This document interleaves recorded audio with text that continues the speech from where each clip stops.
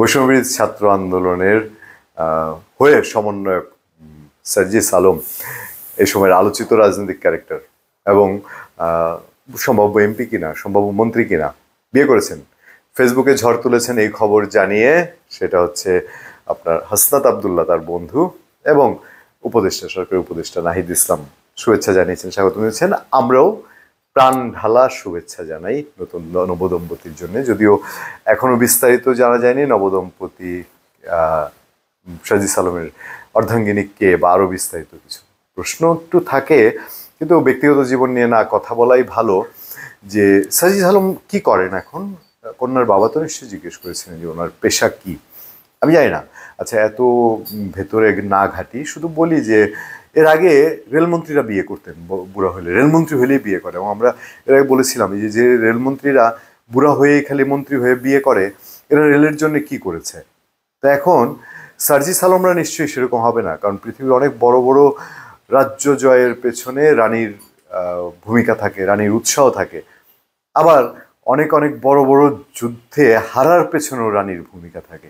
মানে নারীর কারণে কত রাজ্যের যে পতন হয়েছে এই পৃথিবীতে, আমরা সার্জিস আলমের ক্ষেত্রে সেটা মনে করি না। আমরা নতুন জামাই সার্জিস আলমকে তার শুভকামনা এবং সামনে তিনি আরও বেশি দেশের জন্য বিপ্লবী হবেন সেই প্রত্যাশাই করি।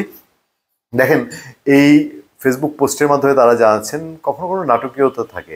আরও কিছু প্রশ্ন জায়গায় জানেন, ছাত্রলীগের প্রেসিডেন্ট কেউ যখন বিয়ে করতো তখন খুব এগুলায় পত্রপত্রিকায় নিউজ হতো, এবং একটা সময় আমাদের সাংবাদিকদের রুটিন ওয়ার্ক ছিল, ছাত্রলীগ ছাত্রদল যখন কমিটি হতো, ওই কমিটি প্রেসিডেন্ট সেক্রেটারি বিবাহিত না অবিবাহিত এই খোঁজ লাগার জন্য আমরা উঠে পড়ে লাগতাম।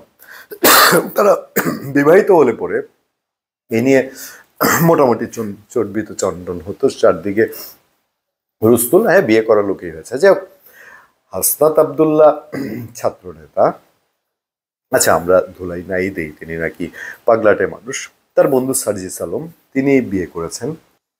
তো সার্জিস আলমকে এখন আর তো আর ছাত্র নেতা বলা যায় না, উনি এখন সামনে একটি রাজনৈতিক দল যেটি হতে যাচ্ছে সেইটার যে মূল প্ল্যাটফর্ম, সেই প্ল্যাটফর্মের তিনি এখন মুখপাত্র।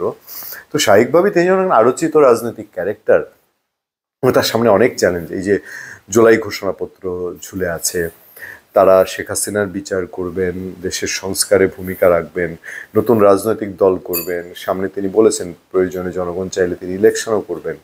তো এই সময় নিশ্চয়ই তার যিনি নতুন লাইফ পার্টনার হলেন তিনি নিশ্চয়ই তাকে উৎসাহিত করবেন। এই বিবেচনা থেকেই তিনি বিয়ের কাজটা সেরে রেখেছেন, যে সামনে তো আরও বেশি রকম ব্যস্ত হয়ে যাবেন। আমি জানি না এরকম কিনা, তা যদি হয় তো আমরা বলবো যে ভালো ভালো। তবে বাঙালি তো ওই যে ছিদ্রান্বেষণে এক্সপার্ট, তো ওই যে পাত্রীর বাবার ওই প্রশ্নের উত্তরটা, যে পাত্র কি করেন, আমাদের দেশে আছে না যে রাজনীতি যদি করে পাত্র আর ভালো পজিশনে থাকে তাহলে পাত্রীর বাবার চিন্তা করে না, রাজনীতি করে মানে তার কত রকম ইনকামের সোর্স আছে, একটু এদিক সেদিক হইলেই তো টাকার আর অভাব নাই, তাই না?